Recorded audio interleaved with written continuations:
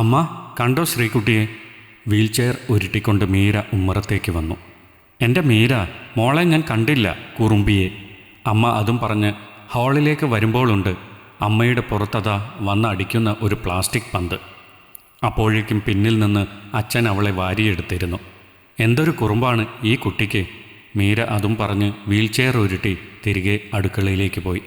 അപ്പോഴേക്കും അവൾക്ക് പിന്നാലെ അമ്മയും എത്തി. വിഴുക്കിനുള്ള വെണ്ടയ്ക്ക അരിയുന്നതിനിടയിൽ അവർ അവളുടെ തലയിൽ തലോടി. ഇനി മതി, മോൾ മുറിയിലേക്ക് പോയിക്കോ, അമ്മ ഇതൊക്കെ ചെയ്തോളാം. വേണ്ടെന്നേ, കുറച്ചുകൂടിയല്ലേ ഉള്ളൂ, ഞാൻ ചെയ്തോളാം. അപ്പോഴേക്കും അമ്മ അടുക്കളയിൽ നിന്നും പുറത്തേക്ക് പോയി. ജീവിതത്തിൽ തനിക്ക് കിട്ടിയ ഏറ്റവും വലിയ സൗഭാഗ്യങ്ങളിലൊന്നാണ് ഈ കുടുംബം. ഒരമ്മായിയമ്മമാരും മരുമക്കളെ ഇത്രയും അധികം സ്നേഹിക്കില്ല. അവളുടെ ഓർമ്മകൾ കുറച്ചു പിന്നിലേക്ക് സഞ്ചരിച്ചു. മീര പതിവ് പോലെ ആ മെസ്സേജിനായി കാതോർത്തു. എന്നും വരാനുള്ള സമയം കഴിഞ്ഞിട്ടും ഇതുവരെയും കാണാത്തതുകൊണ്ട് അവൾക്കാകെ പരിഭ്രമമായി.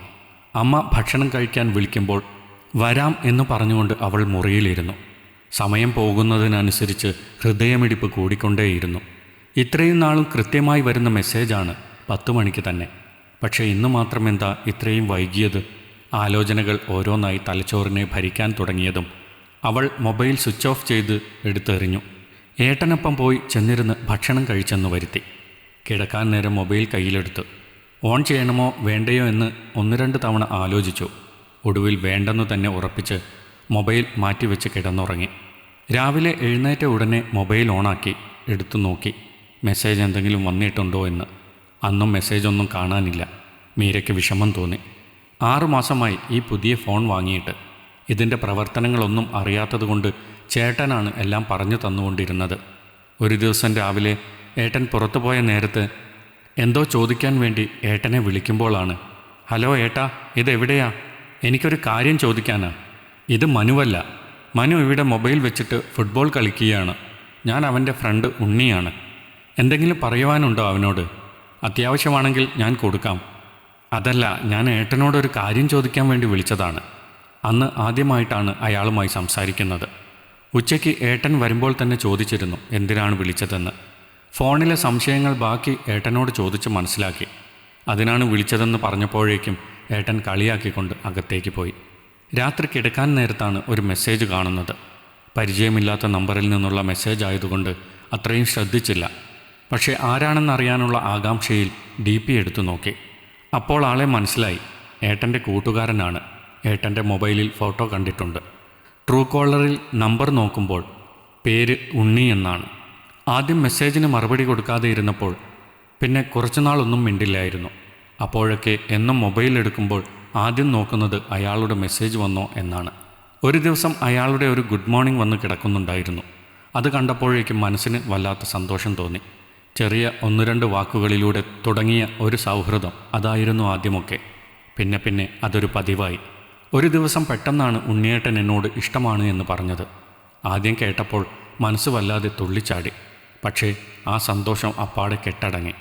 മൊബൈൽ ഓഫ് ചെയ്ത് ബെഡിലേക്ക് വെച്ചു. ഉണ്ണിയേട്ടനുമായി ആദ്യം സംസാരിച്ചു തുടങ്ങിയപ്പോൾ ഒരു സൗഹൃദമായിരുന്നു മനസ്സിൽ നിറയെ. ഒരു ദിവസം പോലും സംസാരിക്കാൻ കഴിയാത്തത്ര നല്ല സുഹൃത്തുക്കളായി മാറിയിരുന്നു. പക്ഷേ അപ്പോഴൊന്നും തനിക്കൊരു കുറവുള്ളതായി ഉണ്ണിയേട്ടനോട് പറഞ്ഞിരുന്നില്ല. എന്തുകൊണ്ടോ എൻ്റെ സ്വാർത്ഥത എന്നെക്കൊണ്ട് അത് പറയിച്ചില്ല എന്നതാണ് സത്യം. പഠിത്തത്തിൽ മിടുക്കിയായിരുന്നു ഞാൻ. അതുകൊണ്ട് തന്നെ കലാകായിക മത്സരങ്ങളിലെല്ലാം വളരെ ആക്റ്റീവായിരുന്നു. കോളേജിൽ കലോത്സവം നടക്കുമ്പോൾ ഗ്രൂപ്പ് ഡാൻസിന് വേണ്ട ഡ്രസ്സുകളെല്ലാം എടുത്തു വെച്ചതിൽ 1-2 ഐറ്റം സമയമായപ്പോൾ കുറവായിരുന്നു. അതെടുക്കുന്നതിന് വേണ്ടി ഫ്രണ്ടിൻ്റെ വണ്ടിയുമെടുത്ത് പോകുമ്പോഴാണ് ഒരു ആക്സിഡൻ്റ് ഉണ്ടായത്. വഴിയിൽ വെച്ച് ഒരു പട്ടി കുറുകെ ചാടി. അങ്ങനെ വണ്ടി വെട്ടിക്കുമ്പോഴാണ് എതിരെ വന്ന ഒരു വണ്ടിയിൽ ഇടിച്ചു മറിയുന്നത്. വണ്ടിയുടെ വീലുകൾ കാലിലൂടെ കയറിയിറങ്ങി. മുട്ടിന് താഴ്പോട്ട് വെച്ച് മുറിച്ചു മാറ്റേണ്ടി വന്നു. അതിനുശേഷം ചക്രക്കസേരയിലായിരുന്നു തൻ്റെ ജീവിതം. പഠിത്തമൊക്കെ ആ വഴിയിൽ പോയി. പിന്നീട് വീട്ടിൽ തന്നെയായി. ആകെയുള്ള സന്തോഷം എന്ന് പറയുന്നത് പഠിച്ചിരുന്ന ഫ്രണ്ട്സൊക്കെ ഇടയ്ക്ക് കാണാൻ വരുന്നതാണ്. അമ്മയും ചേട്ടനും എനിക്കൊരു കുറവുള്ളതായി പോലും എന്നെ ഓർമ്മിപ്പിക്കാനുള്ള ഇടവരുത്തിയില്ല. അതുകൊണ്ട് എനിക്കും പലപ്പോഴും കാലുകളില്ല എന്നൊരു കുറവ് അനുഭവപ്പെട്ടില്ല.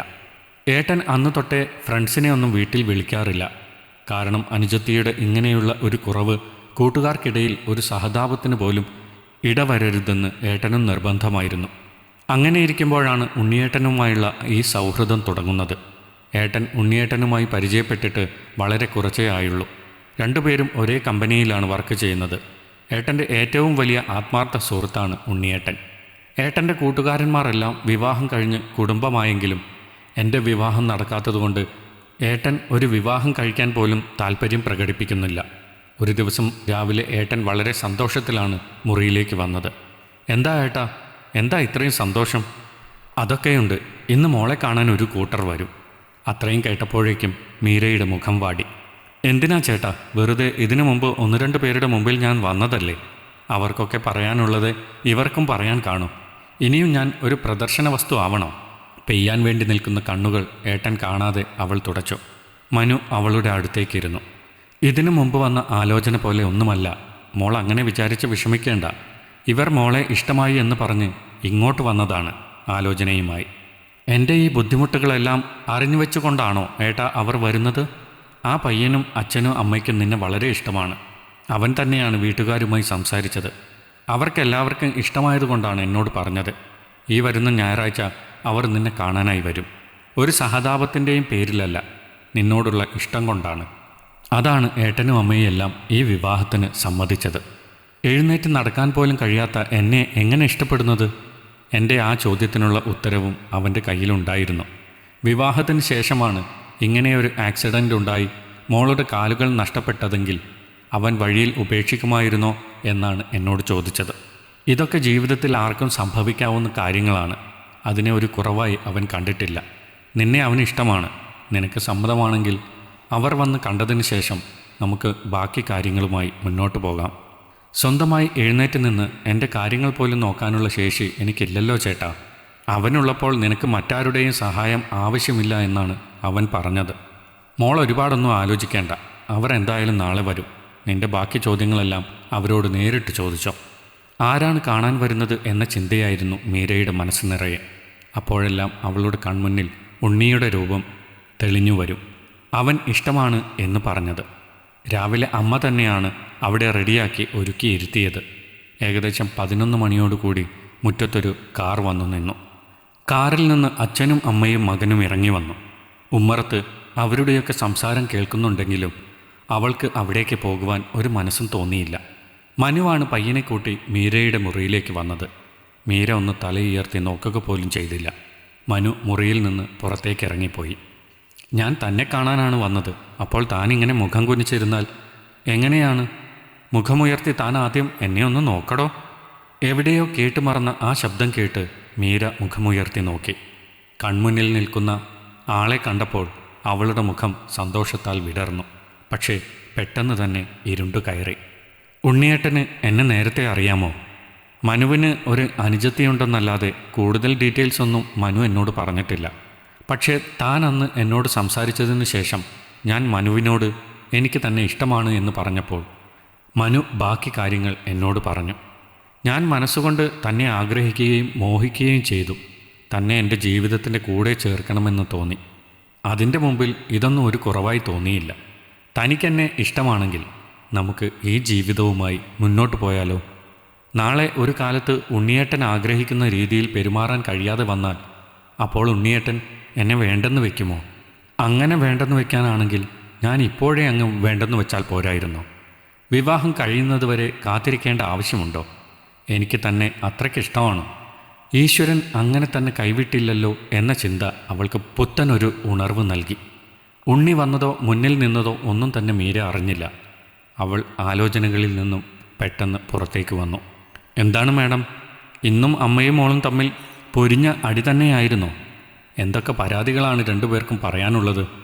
അവളെ കേൾക്കാൻ എന്നവണ്ണം ഉണ്ണി അവളുടെ അടുത്തായി കയ്യും കെട്ടിയിരുന്നപ്പോൾ തൻ്റെ ജീവിതത്തിൽ ഈ ഒരു സന്തോഷമെങ്കിലും തനിക്കായി ബാക്കി വെച്ച ദൈവത്തിനോട് അവൾ നന്ദി പറഞ്ഞു. ഈ കഥ നിങ്ങൾക്കിഷ്ടമായെങ്കിൽ ലൈക്ക് ചെയ്യൂ.